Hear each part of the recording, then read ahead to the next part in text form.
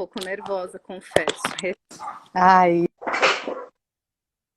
Ana, é um prazer estar falando com você hoje no dia da parteira. Estou emocionada com o lencinho na mão aqui. Muito amor por você. Estava lá participando do Team Link das obstetrizes e foi muito emocionante, muito inspirador.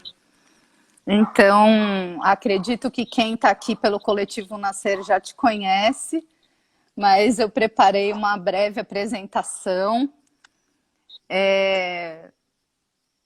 Eu te conheço há quase 11 anos, fui recebida no Gama, numa reunião de gestantes, e as portas se abriram para o universo do parto. Ali eu conheci uma parteira, uma obstetriz, que tinha uma história já como doula, e antes disso era já mãe e bióloga, e também esposa do Marcelo. Então, queria te convidar, enquanto parteira hoje, porque a sua história se cruza com a história da humanização no Brasil, e eu tenho certeza que muita gente gostaria de saber dessa história de novo e de novo. Então, essa é a proposta de hoje. Eu tenho 10 perguntas que eu preparei aqui, e depois te peço para salvar esse link quando terminar. Isso é fácil, e depois a gente pega para fazer alguns outros conteúdos também, tá? Tá bom. Então, você tá gostaria me ouvindo, de... Eu estou te ouvindo bem, e você? Tô. Beleza.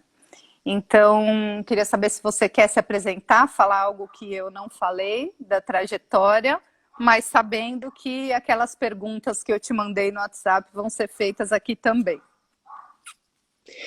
Não, eu prefiro ir contando aos pouquinhos e, assim, eu gosto de contar a minha história não porque seja uma história extraordinária ou qualquer coisa do gênero, mas porque eu acho que é uma história possível para qualquer parteira, para qualquer mulher que quer ajudar outras mulheres nesse momento tão bonito que é a vida reprodutiva da gente, né?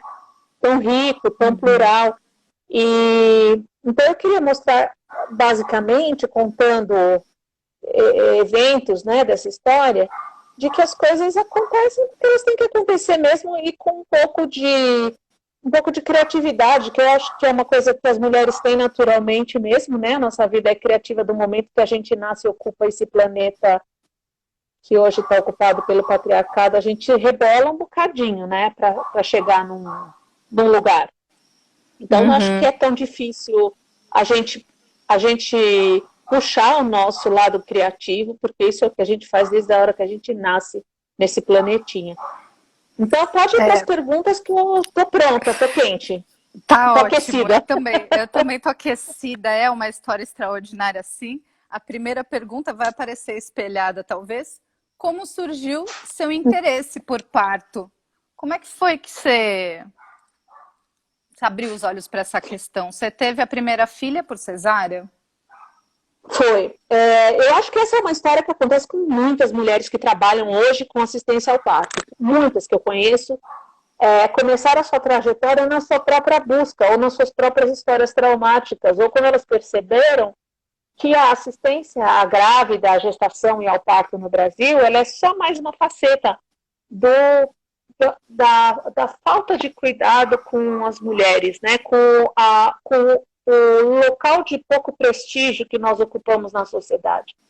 A forma como nós somos tratadas na gravidez e no parto é só um reflexo, né, de que posição a gente ocupa na sociedade como seres humanos, né? Primeiro os homens, depois as mulheres, né? Primeiro os CEOs e depois as grávidas, porque grávida é praticamente um estorvo na sociedade, é assim que somos vistos quando estamos na fase reprodutiva.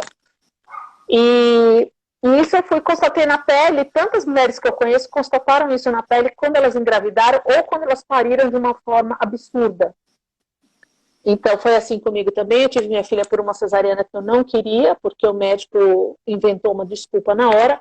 Eu não tinha estudado obstetrícia para ter filho, eu achei que a gente não precisava fazer uma mini faculdade de obstetrícia para se proteger. Eu achei que bastava você falar para o médico e ele te atenderia. Ele me enganou bonitinho, era um professor da USP, super bambandão da USP, e o cara me enrolou direitinho com uma conversa que hoje eu olho para trás e falo, mas você também era bem idiota, né? Estava bem abaixo da média em termos de idiotice, digamos assim, que você era a curva, do espectro mais idiota.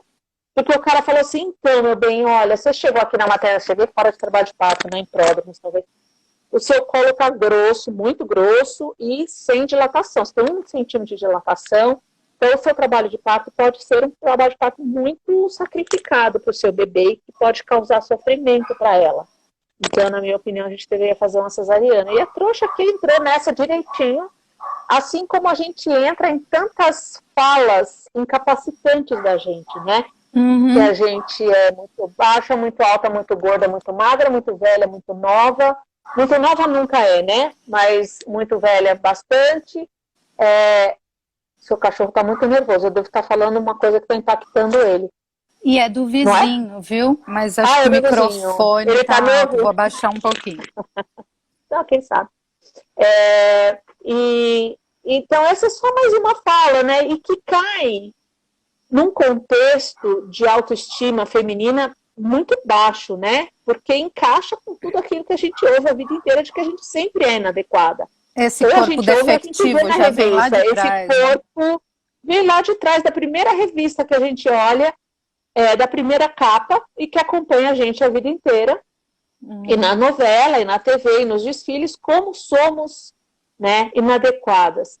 E essa fala, ela vem de encontro a tudo isso. E não só essa fala que foi falada para mim, como todas as outras que eu ouço por aí. Aí veio essa cesariana sem necessidade, e daí uma luta para entender o que tinha acontecido comigo, né? Como é que você entendeu? Eu entendi quando eu estava grávida da segunda vez, porque eu demorei para entender. Naquela época não tinha internet, né? Tem que entender que a internet nasceu quando eu engravidei a segunda vez. E na segunda gestação, vem num documentário do GNT, uma mulher deu uma entrevista falando sobre a indústria da cesariana, e que ela tinha caído na indústria da cesariana, e quando caiu aquela palavra indústria da cesariana, para mim, assim, na hora foi uma hecatombe, assim, foi uma bomba de Hiroshima na minha cabeça. Eu falei, meu Deus, o que aconteceu comigo? Que perdido, mas aí cai tanta coisa, porque você tem uma relação com o médico, que era o meu médico da adolescência, que acompanhou toda a minha história, 20 anos de relação, e você ter sido enganada, e você de certa forma, daí vem aquela coisa, quanto que eu contribuí para isso, que mensagens indiretas talvez eu passei. Então foi assim, foram anos processando, sabe, depois, quando a ficha caiu. Eu fico imaginando um mar, um oceano de mulheres que passam a vida acreditando nessas palavras, sabe? E como é triste isso, porque apesar do doloroso que foi descobrir que eu tinha sido enganada, para mim foi muito libertador. A Dani isso. Rosa entrou aqui e perguntou qual é esse documentário. Você lembra qual é? Quem era sim, chamava Parto e Companhia. Foi um dos primeiros documentários brasileiros sobre maternidade, se não o primeiro, era na TV a cabo, era no GNT. Então foi o primeiro documentário da TV a cabo feito no Brasil sobre maternidade. E aí tinha um capítulo que era de gestação, e esse que eu assisti era o de parto, tinha parto na água, tinha parto em casa. Era bem revolucionário, assim, para aquela época. E tinha essa entrevista com essa pesquisadora da Fiocruz, que ela mesma tinha sido vítima dessa indústria da cesárea, e ela fala sobre essa questão. Então, a partir daí que veio, quando eu estava grávida do segundo filho, daí eu entrei em contato com o pessoal do GNT, achei o contato da Casa de Parto do Rio de Janeiro, achei o contato do médico aqui em São Paulo, troquei de médico, tive um parto normal e falei, não, eu não vou ficar com isso sozinha na minha cabeça. E aí a gente fez o site Amigas do Parto com mais 3 mães, e daí essa era a minha segunda pergunta, porque... Pode ir para a segunda pergunta. Quando você descobriu esses desmandos da obstetrícia, o engano que você passou, e é uma violência obstétrica mesmo, né? Começou o ativismo. E a minha pergunta é, quem que estava lá? Isso daí, que ano que nasceu o Henrique?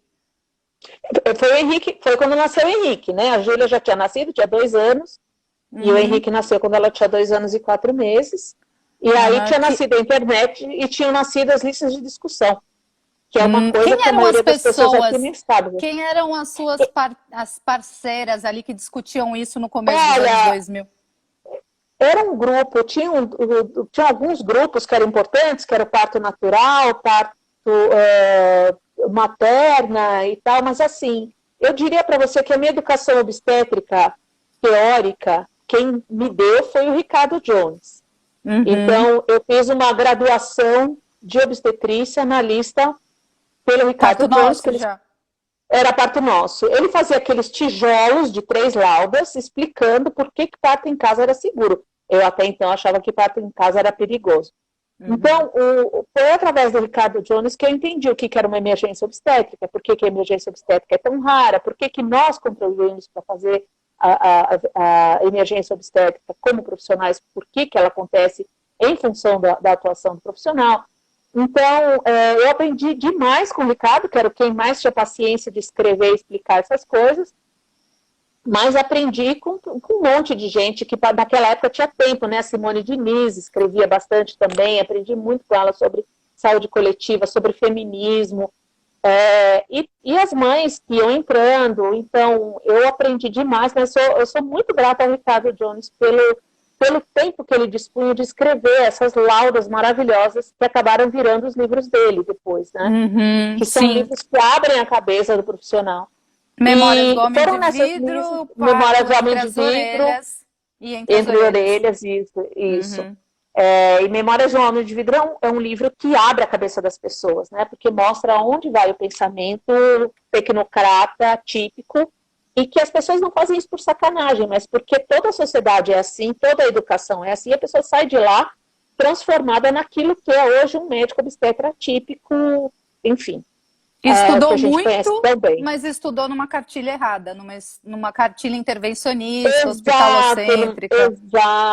Exato. E sem entender toda a fundamentação antropológica que há por trás do tipo de prática que se oferece aí. Porque essa prática ela não é baseada em evidência. Ela é baseada em quê, então? Ela é baseada em hábitos, em crenças, em rituais, tiques nervosos, enfim. E não é medicina. Eu fui aprender isso nessas listas. Foi muito bom para mim esse aprendizado. Acho que ajudei bastante gente também a enxergar o que estava acontecendo, a mudar de médico, a mudar de equipe, a mudar de cidade, a alugar uma casinha no campo, enfim. Acho que ajudei bastante gente nesse sentido também. E foram anos e anos de ativismo que eu não deixei de lado. Eu continuo fazendo isso, né? Continuo recebendo mensagens de todo o Brasil pedindo ajuda. Imagina. Eu acho que faz parte da vida de muitas de nós. Eu sei que faz parte da sua vida também. E sei que faz parte da vida da maioria dos obstetras, obstetrizes, doulas e enfermeiras que trabalham com humanização, pediatras que trabalham com humanização. Ana, então é isso, essa é a viagem. Sim. A Tânia perguntou sobre feminismo, então foi Simone Diniz que primeiro deu essa abertura de olhos para você, para essa questão de gênero também ligada à obstetrícia. Foi. A Simone transformou muito a minha trajetória. Ela tinha uma biblioteca na casa dela de 2 paredes, assim, que parecia meio caótica. Você olhava e falava assim, é impossível alguém saber onde está qualquer coisa. E aí eu perguntava, você tem o livro tal? Ela ia lá na terceira prateleira, ela falou, esse aqui é maravilhoso, leia. Ela me emprestou muito livro. Me ensinou muito também sobre antropologia e sobre feminismo. Ela teve e continua tendo um papel muito importante na humanização e continua como pesquisadora lá na saúde pública e de primeira linha, assim, né? Publicou no Lancet, é uma pessoa muito importante para o nosso movimento. Maravilhosa mesmo. Ana, e daí veio a formação de doula, assim, na sua biografia, logo depois disso, como é que foi? Como é que você baixou esse mato aí? Da onde veio essa formação de doula? Como começou a atuação como doula? A história das doulas no Brasil, ela se acelerou nesse momento mesmo, né? Quando a internet nasceu. Então, eu estava no lugar certo na hora certa, né? Como acontece comigo com uma certa frequência, eu estava no lugar certo na hora certa e com a vontade certa. E aí, eu fiz um primeiro curso de doulas que existiu no Brasil, que foi um curso feito por um médico, um curso que foi uma coxa de secretário bem maluca, mas era uma formação. Eu saí de lá com um papelzinho de doula e comecei a atender como doula. E aí eu montei eu atendia com os médicos humanizados, principalmente Jorge Kuhn. Jorge Kuhn foi um super parceiro, Andréa Campos. Andréa Campos veio logo em seguida, então eu atendia bastante com eles. E daí eu montei o primeiro curso de doula de verdade, né? Porque daí eram doulas ensinando doulas, né? Então foi logo em 2003, a gente fez o primeiro curso de doulas em São Paulo, e daí a gente continuou. E a Angelina é minha sócia, né, no Gama, e a gente continua formando doulas até hoje. A gente deve ter formado por volta de umas 3.000 doulas por aí. Lógico que uma grande parte não segue, faz a formação, mas não segue, faz por outras razões. Mas as doulas que estão hoje atuando aí, uma grande parte foi formada pelo Gama. Sim, eu formei 7 turmas pelo Gama. Tenho muito orgulho então, disso. fora as turmas das outras cidades que estão nascendo, Que vão né? desmembrando. Então, que vão desmembrando, exatamente. Então, 17 anos formando doulas, atuando como doula. E aí, então, próximo disso, 2003, para a abertura da EASH. Você consegue contar um pedaço dessa história? A EASH estava fechada, a faculdade de obstetrícia não existia desde os anos 70. E aí, quando entrou, como é que você soube dessa história? Na verdade, eu acompanhava, né? Porque dentro dessa turma de ativismo tinha as enfermeiras da USP, da enfermagem da USP, que vinham lutando há muitos anos para abrir esse curso, né? Foi um trabalho da Emília, da Dulce, de formar esse curso da IASH, que na verdade a IASH ainda não era um projeto, né? Existia o curso de obstetrícia como projeto. Quando a IASH nasceu, casaram as duas coisas. Vamos botar esse curso de obstetrícia na IASH, que é a USP da Zona Leste. E aí essa turma nasceu em 2005. A primeira turma foi em 2005, foi a turma que eu entrei. Entrei eu, mais 59 pessoas. Dessas 59, acho que 50 não fazia a menor ideia do que estavam fazendo lá. Era muito engraçado. O primeiro ano foi muito engraçado, porque era um curso que foi fácil de entrar, tinha uma nota de corte bem baixo, então muita gente entrou como segunda e terceira opção, que na época tinha. E aí essa segunda, terceira opção, a pessoa não sabia muito bem o que estava fazendo lá. E foi muito interessante ver a transformação dessas alunas e poucos alunos meninos ao longo desses anos. E no fim se formaram, acho que 40 ou 45. Uma boa parte, quando percebeu o que era, pulou fora. Mas quem ficou, vestiu a camisa e foi à luta com a gente. Foi uma turma muito legal e eu tenho amigas daquela turma até hoje. A gente formou em 2008. Muito legal. Formou em 2008 e aí então já tinha o Gama com casa materna em Pinheiros, já estava lá na Natingui, né? A Natingui foi em 2007, mais ou menos, que a gente foi para a Natingui. E aí já tinha um movimento, né? Já começou direto a atuar em parto em casa? Quando eu comecei a trabalhar, eu trabalhei, quando eu me formei, eu já tinha trabalhado, já tinha atendido muito parto como doula, né? Eu atendi, sei lá, uns 500 partos como doula, talvez, um pouco mais do que isso. Então eu tinha bastante experiência como doula e só com médico humanizado. Eu parei de atender com médico tranqueira muito cedo, né? Assim, era muito sofrimento e eu parei porque me fazia muito mal.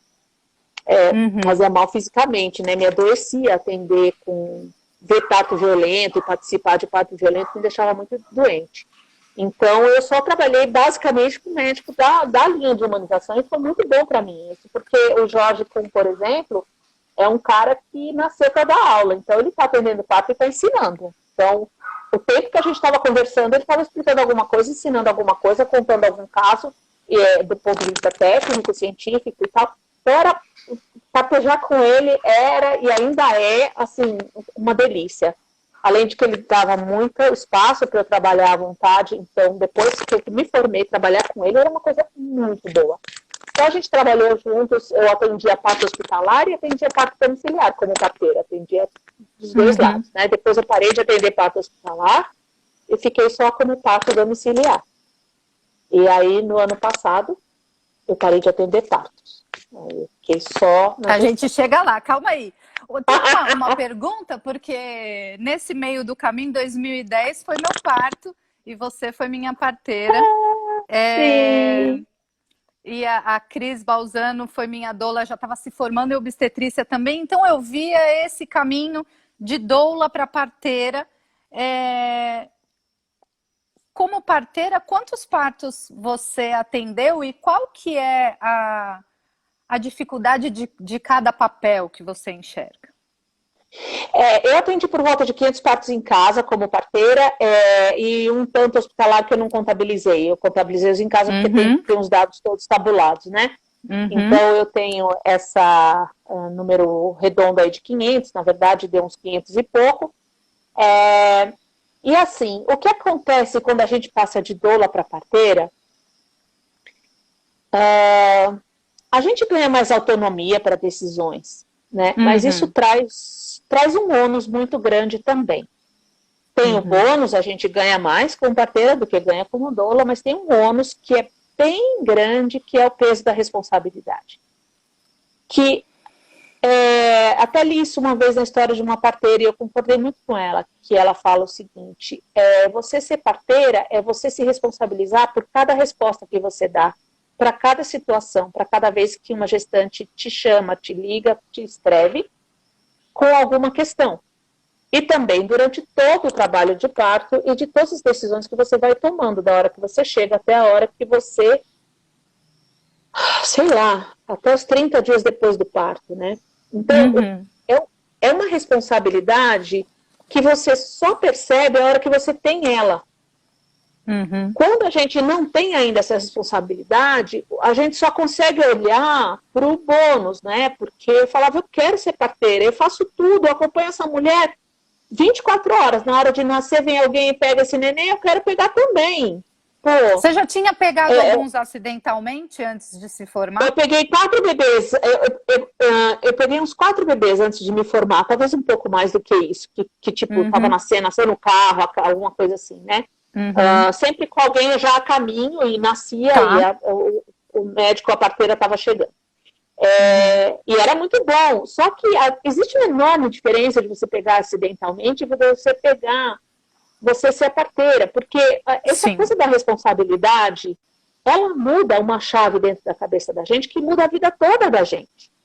Então, se uma mulher liga para você, se você é doula, e uma mulher liga para você às 10 da noite e fala, eu acho que eu tô com umas contrações, você vai dormir.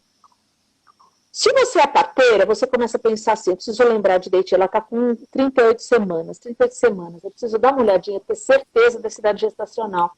Porque ela tinha um ultrassom, não sei das quantas, precoce, que dizia 36. 37, 36, se for 36 é prematura, eu preciso...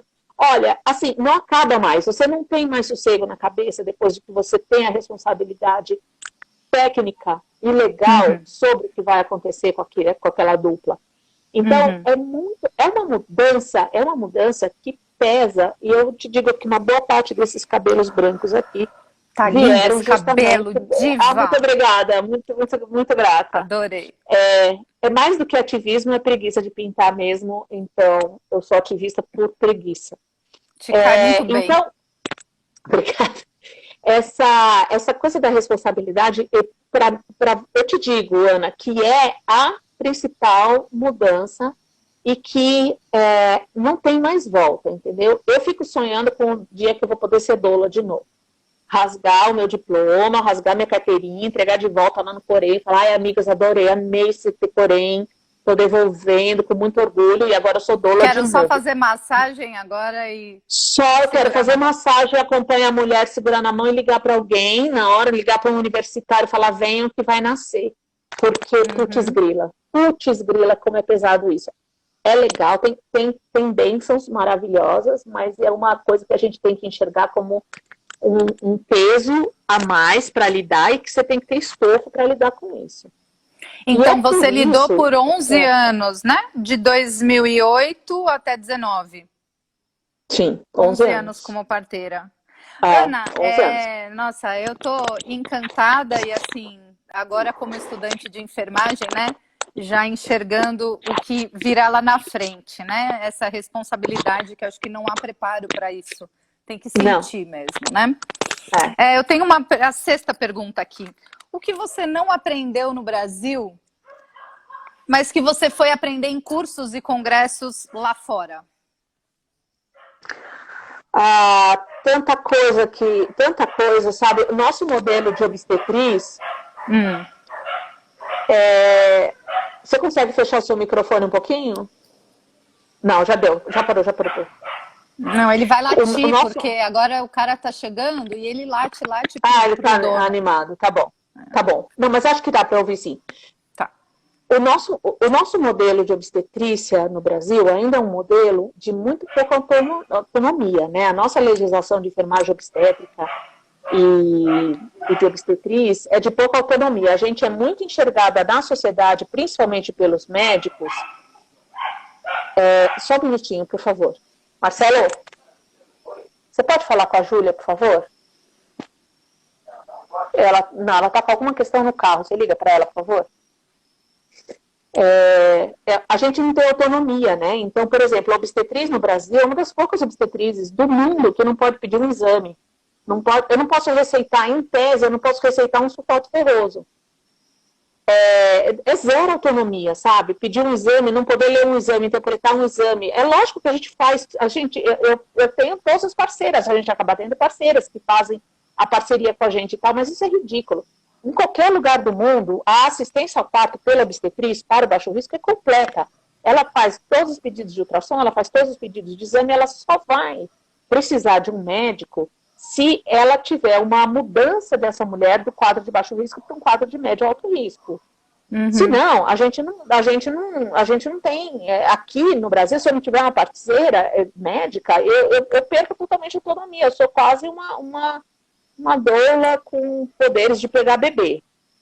Sim. E você não faz parto sem pré-natal. O parto está tão atrelado ao pré-natal que ele é basicamente uma consequência do pré-natal, sabe? Então, se você não tem como fazer um pré-natal completo, é muito complicado. Então, o que eu vi lá fora é que o modelo de assistência delas é muito mais completo, é muito mais autônomo e com muito mais responsabilidade e com muito mais exigências, obviamente, porque daí o nível de exigência, aí você tem que ter seguro de malprática, você tem que, enfim, a coisa explode em possibilidades, mas que existe muito mais autonomia para a obstetriz, não tenha nem dúvida. E autoestima, a nossa enfermeira obstetra, a obstetriz, tem muito pouco prestígio na nossa sociedade, né? Isso é uma coisa que a gente tem que construir coletivamente com outras obstetrizes, outras parteiras.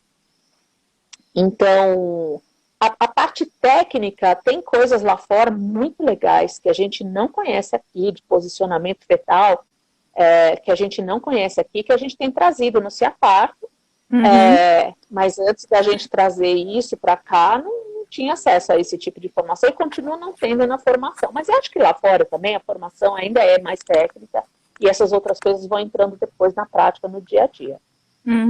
Você já tocou na 7ª pergunta, que é o CIAPARTO. O impacto que você vê 6 anos depois e contando, né? Sim, o CIAPARTO começou em 2014, né?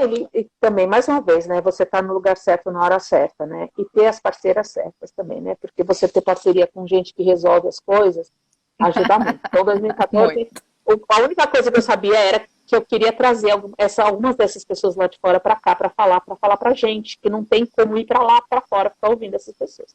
Com tradução e tudo mais. Aí era para ser um evento para 200 pessoas, virou um evento para 700 pessoas, porque na verdade não tem nada disso no Brasil, né? Então virou uma coisa assim meio explosiva.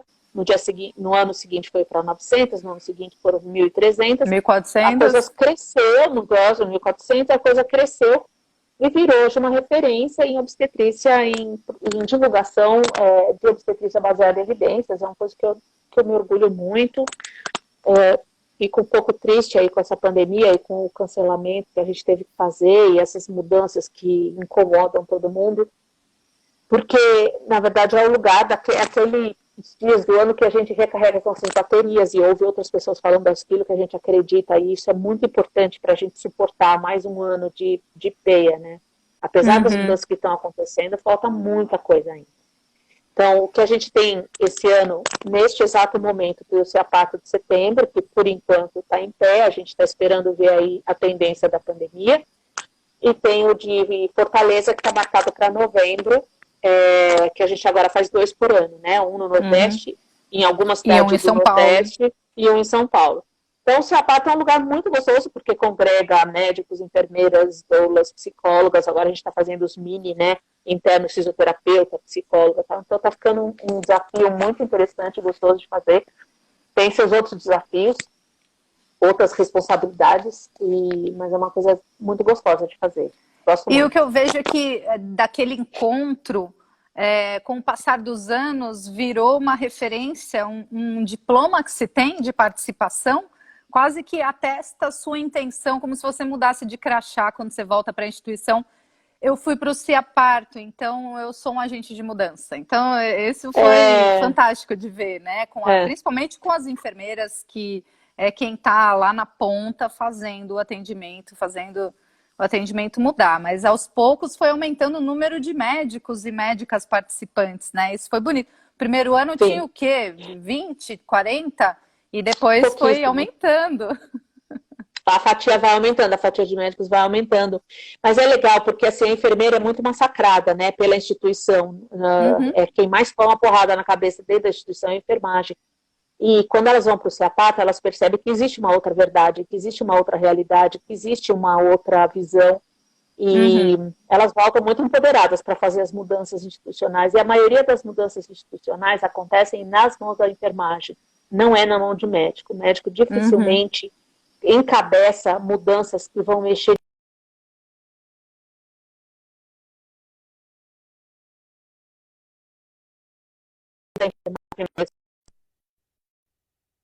Daqui a pouco ela deve voltar. Voltou, Ana. Tô te ouvindo e tô te vendo de novo. Tô aqui? Sim. Ah, então tá bom. Então é isso. A enfermagem, nesse ponto, é o motor da mudança vem da enfermagem mesmo. É muito importante que elas participam, e elas participam em maior fatia mesmo do CIAPAT. Mudando médicos, protocolos, mudando assistência mesmo. Mudando o protocolo da assistência hospitalar. O médico, quando participa, ele muda a sua própria prática, né? E leva um pouquinho, espalha um pouco sobre isso, tal, né? Ele descobre uma outra obstetrícia muito mais prazerosa. Então ele se transforma, né? A enfermeira, quando ela assiste, ela volta e ela muda as pessoas da instituição. Então ela muda a prática dela também, mas ela também afeta mais gente em volta. Então são dois personagens que é muito importante, porque a mudança do médico é muito importante dentro da instituição, né? Que ele também faça mudança na prática. E isso gera bons exemplos e pensamentos que se alastram. Então, a expectativa é setembro e novembro, de acordo com o andamento da... Quem sabe o Bolsonaro já caiu até lá, né, amor? Ai, meu Deus do céu. Quem sabe ele não pega um corona bem pastoso. Daquele, Mas acho que ele já pegou, na verdade. Eu acho também. Eu ia falar de coronavírus, mas vamos primeiro uma pergunta que é referente a onde você está atuando agora, no projeto da Casa de Parto. A Casa de Parto, meu bebezinho. Então, eu gostaria muito de inaugurar em setembro. A ideia é acelerar o máximo que der para acelerar, para a gente tentar tirar as mulheres do hospital, porque, putz, parir no hospital... Nossa, é a única opção, né? Ou você está no hospital ou você tem dinheiro para pagar um parto em casa, né? Então... Exato. Não tem muita alternativa, na verdade, né? Mas os nossos hospitais são muito atrasados, né? A nossa política dentro dos hospitais é muito atrasada. Muito. Os melhores são, se você comparar com fora do Brasil, assim, com os Estados Unidos, que nem é assim, tipo, uma Brastemp, estou falando de Holanda, estou nos Estados Unidos. A gente está tão atrasado em conceitos básicos, tipo autonomia sobre o próprio corpo. Jejum, deambulação. Jejum, essa coisa de centro obstétrico, o parto acontecer dentro do centro cirúrgico, uma mulher de baixo risco e parir em cima de uma maca. A gente está muito atrasado. O pessoal está querendo induzir esse trabalho de parto da sua casa de parto, mas está dilatando? Você está em prova? Está dilatando. Já entrou? Está dilatando, mas é primigesta, então é aquela velocidade, né? Eu já induzi, na verdade, eu dei uma descolada de membranas, porque não era para estar nessa velocidade que está agora, mas já está. E está progredindo, está dilatando. É que essa fase latente é uma fase que a gente vê pouco progresso, E muito barulho, né? Muito trabalho, né? A gente ainda não se conforma com a coisa, acha que tem que ser mais rápido, não é possível. Mas está acontecendo alguma coisa lá. Está acontecendo, tem umas paredes que foram derrubadas e tal. Então, eu espero em setembro. Mas, assim, são desafios novos. Eu gosto muito dessa coisa do desafio novo, né? Mas você montar uma instituição de saúde é um outro salto quântico. Tanto quanto mudar de doula para parteira, tem um salto quântico que é você sair do conceito de parto em casa para você montar uma instituição de saúde. Porque a instituição de saúde tem umas nuances que você não faz ideia. É impressionante. Você é veterinária, você sabe disso, você conhece também, porque afeta os veterinários da mesma forma. Sim. E, na verdade, sendo sincero, eu acho que precisa, porque você não pode... se você abrir a coisa do tipo, faz cada um do jeito que quiser, é muito perigoso. É muito perigoso. Cada um vai fazer o que quiser, e isso implica, agora que eu estou seguindo as normas, implica em coisas que a gente não sabe, em riscos que a gente não conhece, porque a gente não está dentro de uma realidade institucional. Então, até mesmo uma coisa que parece tão simples como o destino da placenta, que no parto em casa, pra gente é tão óbvio, né? A mulher vai parir, ela vai querer congelar a placenta dela e manda ver. Frita no coentro, bate no cadão e feliz da vida, né?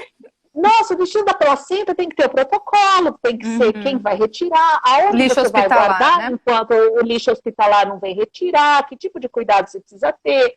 Então, assim, são coisas, é um salto quântico, não só de pensamentos e sentimentos, como também de trabalho mesmo, sabe? Trabalho braçal, escrever protocolo. Então, o número de pessoas envolvidas em fazer uma casa de parto é uma coisa assombrosa. Eu já conto 10 pessoas que estão diretamente envolvidas na montagem, assim, do tipo, 2 arquitetas, uma arquiteta, gerente de obra, uma arquiteta que faz intermediação com a Anvisa, tem um financeiro, um cara fazendo toda a parte financeira, tem a minha assistente que está envolvida até a cabeça nisso, tem a Camila que está também organizando toda a montagem da casa de parto, tem a advogada, enfim, eu nem vou enumerar, mas é assim, tem 10 pessoas diretamente envolvidas, tem decoradora, tem a iluminadora, é uma instituição, não é mais você montar sua malinha e ir na casa da mulher. É para ser uma casa de parto particular? Tem alguém perguntando, vai ter nesse momento, quero voluntariar na casa e tal. Pode vir, Amanda, vai ser muito bem-vinda. A ideia é que seja um centro formador, que a gente possa formar pessoas, né? Então, ter estágio, e ter colaborador, e ter voluntariado, porque a ideia é o seguinte, ela é privada, mas ela não tem um fim lucrativo. Eu gostaria muito de ser remunerada como diretora da casa de parto, mas eu não quero ter lucro com a casa de parto. O que eu quero é que ela atenda as mulheres pelo menor preço que eu conseguir fazer. E no futuro, depois que eu tiver com tudo muito organizado e alinhado, tentar oferecer também para mulheres do SUS. Mas isso precisa ser muito bem alinhado, porque eu preciso ter um hospital para receber essas mulheres que forem transferidas, eu preciso ser amiga das pessoas de dentro do hospital, que não é uma coisa tão simples, para que elas não sejam maltratadas ao ser transferidas, porque a pior coisa do mundo é a mulher sonhar com um parto lindo na casa de parto, e depois virar saco de pancada no hospital que ela foi transferida, porque as pessoas acharam absurdo ela ir para a casa de parto e querem se vingar dessa mulher no corpo dela pelas decisões que ela tomou de ir para a casa de parto. Então, e a gente sabe que isso já acontece com a casa de Sapopemba, a casa Ângela e o PD, né? Tantas histórias que eu ouço de mulheres que viram um saco de pancada, de projeção maluca dos caras, porque afinal você não queria ter um quarto sem anestesia, então... É triste de ver, e eu não vou permitir que isso aconteça. Então, enquanto não tiver um sistema de transferência onde essas mulheres sejam tratadas com amor quando elas chegarem, eu não vou atender SUS, vou atender um número pequeno dentro do que dá. Mas o que eu queria muito, meu sonho é que a casa de parto aceite plano de saúde. Que os planos de saúde cubram essa despesa, porque daí eu consigo chegar no número de mulheres muito maior, que a mulher escolhe ter com o plantonista da casa de parto, o plano de saúde paga esse parto dessa mulher e ela não tem nenhuma despesa extra e a gente é remunerada pelo nosso trabalho via plano de saúde. Para isso acontecer, eu preciso provar que a casa de parto é barata, é uma assistência barata e que tem resultados melhores do que o parto hospitalar. Quem tá triste? Por que você tá triste, Carol? Não, é triste, ela deve estar falando dessa... da realidade da transferência. É horrível, é horrível. Eu conheço histórias que, pelo amor de Deus, eu choro só lembrando das falas. De verdade, muito ruim. Mas eu gostaria muito que a gente pudesse inserir no plano de saúde essa possibilidade da casa de parto. E meu desejo é que novas casas de parto nasçam por todo esse Brasil. Esse é o meu desejo, dentro de um modelo que a gente vai construir junto.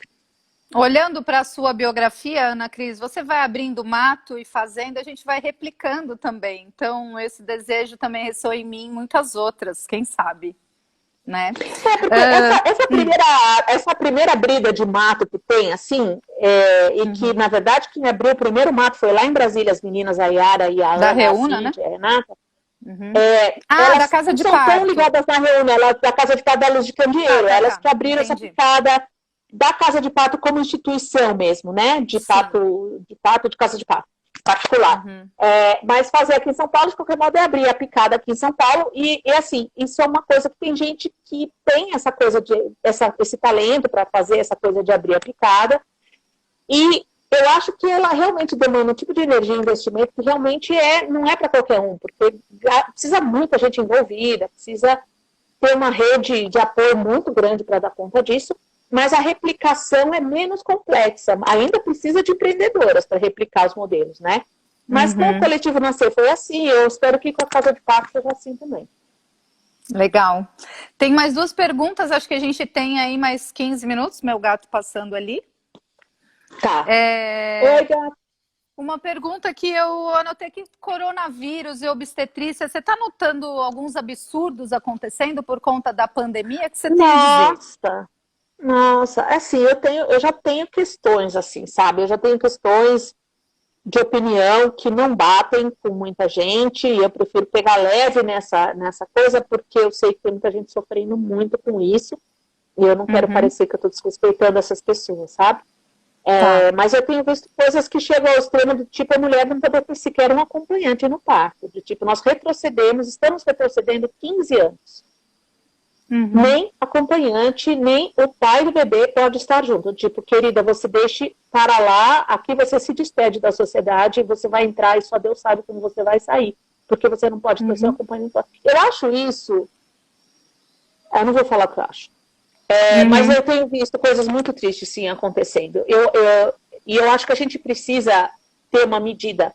Eu acho que os profissionais precisam ter EPI para trabalhar, e nisso a gente tem que entrar na justiça às vezes. Eu acho que vai ter que chamar o Ministério Público, Corém, SOGESP, o CRM, CFM. O CFM se deu ao trabalho de autorizar uma droga que não tem efetividade alguma, comprou profissionais dele, né? Muito céleres, né? Muito rápido, célere. Só bastou uma reunião e a coisa estava resolvida. Eu quero EPI para todo mundo e que as mulheres sejam respeitadas. Acabou de sair nos Estados Unidos uma declaração de que as mulheres deveriam ter seus acompanhantes e suas doulas no quarto. Na Inglaterra, a mesma coisa. O acompanhante não pode ser impedido em nenhuma maternidade da Inglaterra. As casas de parto viraram referências no mundo inteiro para mulheres saudáveis, agora, especialmente na época da pandemia. Então, eu acho que é um momento da gente construir agora. No meio dessa pandemia, está na hora da gente fazer transformação e na hora da gente vigiar também contra os abusos. E algumas maternidades já estão sendo obrigadas a rever a regra de não entrar acompanhante e tendo que mudar. Eu sei que o servidor aqui em São Paulo foi obrigado a rever isso. Sim. Por uma intervenção da Procuradoria Pública, se não me engano. Mas, enfim, as pessoas estão se movimentando e estão acionando o jurídico para que isso não aconteça, mas precisa mesmo, né? A gente precisa usar as nossas instituições para isso. Porque é uma brecha para perder direitos conquistados com muito suor e gritaria, né? E sempre é a mulher que se estrepa, sempre. Sempre. O primeiro direito que se tira é o da mulher, depois a gente pensa no resto. Então, eu como feminista fico arrasada com isso. Eu tenho vontade de pegar em armas e de pegar o trator do Cid Gomes e sair pelo Brasil derrubando portarias e eu levo o meu megafone, a hora que você for me chama. Você com o megafone, a gente sobe nesse trator do Cid Gomes aí, nós vamos destruir essas maternidades que não permitem a entrada do acompanhante. Mesmo. Olha, teve uma mensagem da Meire Shiraishi aqui. Meire, faz aí o quinto. Lá de Paris, vamos lá lá. da França. Que você pegou os 3 dela. E assim, eu acho que a Meire chegou numa boa hora. A minha última pergunta para você. Saudade. Órfãs da Materna SP, né? Uma gestante que chega agora de paraquedas nesse universo do parto, para onde você manda ela? Porque eu fui acolhida dentro do Gama, dentro da lista de Yahoo, da Materna SP, e lá eu tive a diretriz. Ó, você procura essa pessoa, você vai nessa reunião, nesse site, nesse vídeo. E agora? Para onde é que você manda essa mulher que chega no seu inbox? Que eu imagino que deve chegar, né? Então, você sabe que o fim das listas, para mim, foi difícil de engolir, porque o nível de intimidade que a gente adquiria nessas relações das listas, nós nunca mais tivemos, né? A gente foi empobrecendo o contato ao longo da evolução dessas novas redes sociais, né? Elas vão ficando cada vez mais pobres em palavras, mais ricas em imagem, mas eu acho que o que nos aproxima são muito mais as palavras do que as imagens. Então, eu sou uma viúva das listas, e hoje eu mando para Somos 2, né? E aqui apareceu a Meire, apareceu a Flávia Santiago, que também participou das listas. Eu tenho muitas saudades das listas e esse tempo eu acho que não vai voltar mais. O que a gente tem que fazer hoje, tem um grupo que eu gosto muito, que é o Cesárea Não Obrigada no grupo no Facebook. Que é bom, mas diminuiu muito o volume, diminuiu absurdamente o volume, né? Antigamente era uma loucura, mas tem lá umas 40 mil mulheres, que é um lugar bom para se pegar informação, ainda é um bom lugar para se pegar. E eu acho que doula continua sendo a melhor fonte de informação, né? Apesar de que existem linhas diferentes, divergências, quanto às linhas, eu acho que o princípio da formação da doula é estar ao lado da mulher. Então, é muito mais fácil você conseguir informação de quais as melhores equipes, para onde eu fujo, o que eu faço, com uma doula do que qualquer outra fonte. Então, eu acho que uma coisa que a gente sempre pode fazer é procura uma doula na sua região. Ou achar essa mulher e falar, fale com essa mulher, como eu faço com você. Quando eu tenho uma mulher em Ubatuba, lá na peia de saber o que fazer, eu falo, fala com a Ana da Galafra, ela conhece todo mundo, ela conhece o movimento e ela vai te ajudar. E eu faço isso com muita gente do Brasil inteiro, às vezes até de fora do Brasil. Eu acho que é um bom caminho, uma boa entrada, já que não tem mais as listas, né? Eu acho que é um bom caminho. As viúvas todas da materna deixam um abraço de saudade. Eu amo tanto, morro de saudade, morro de saudade. Fiz tantas amigas ali, que são até hoje amigas. Pode parir de novo, Meire. Vai, eu vou lá em Paris, eu vou aí em Paris pegar o seu bebê, comer baguete com manteiga com você. Pode fazer. Espera abrir a fronteira para fazer um brinde bem lindo depois. Maravilha. Ana, que horas são aí que se eu for olhar no relógio? 17h11. 17h11, a gente tem 5 minutos. Muito bom, palavra aberta, então. Você gostou dessa ideia de live? Eu adorei, eu gosto muito de live, acho muito legal, muito delicioso e gosto de conversar com as pessoas e rever, e mesmo que seja por essas poucas palavrinhas, eu gosto muito de rever e conversar. Eu acho que a gente está vivendo um momento super desafiador sobre vários aspectos, né? Do ponto de vista político, eu tenho 55 anos, tirando a época da ditadura, que eu ainda peguei o rabicho, mas eu ainda não era politizada e não tinha o sentimento da ditadura. Eu nunca vi tanta bobagem na minha vida. Tipo assim, acaba isso, pelo amor de Deus, alguém me livra desse sofrimento. Alguém dá um tiro na cabeça de misericórdia desse governo, por Deus. Então nós estamos vivendo um momento tão dramático, do ponto de vista político, econômico, nós vamos, os próximos 2 anos... Vai piorar bastante. Violentamente. E, por outro lado, a humanização nunca avançou tanto. Então, eu acho que, assim, a gente tem grande chance agora de lutar pelo modelo de casa de parto, lutar pelo parto em casa, lutar pela humanização nos hospitais, usar a rede social, usar o sistema jurídico, garantir direitos para a gente, porque existe um sistema jurídico que não responde ao presidente. E que funciona em muitas coisas. Eu já usei várias vezes e funcionou. Então, eu acho que a gente está num momento bastante desafiador, mas muito rico.